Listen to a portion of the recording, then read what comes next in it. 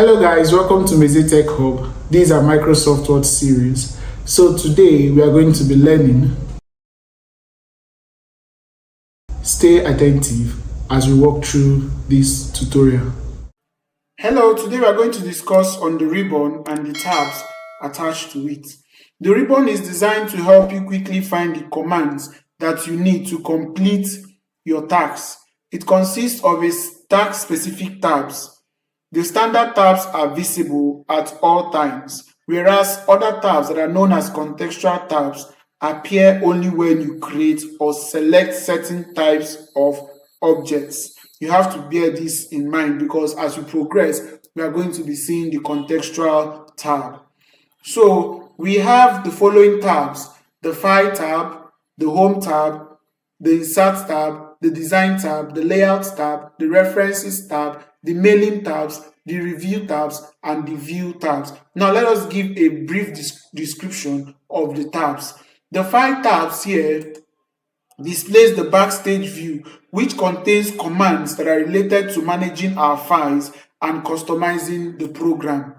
We have the Home tab, which contains the most frequently used commands. This Home tab is always active by default. So what it means that whenever you close your Microsoft Word program and reopen it, you always find out that the Home tab is active.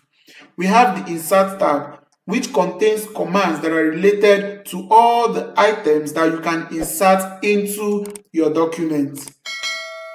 We have the Design tab, which contains commands that are related to changing the overall appearance of a document. We also have the Page layout, which contains commands that are related to changing the layout of your document.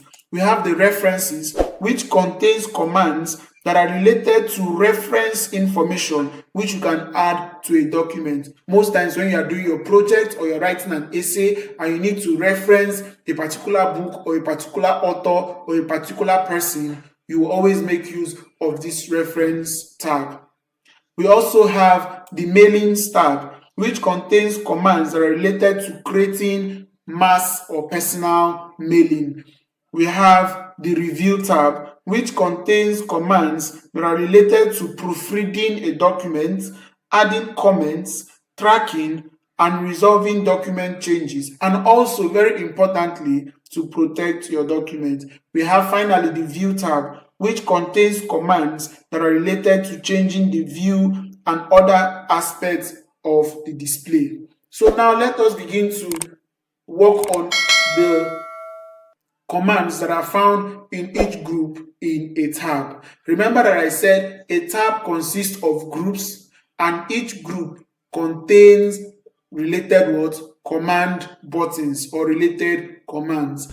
Thank you for watching today's video. Make sure you apply what you've learned and also try to share it to others. Drop a comment and don't forget to subscribe.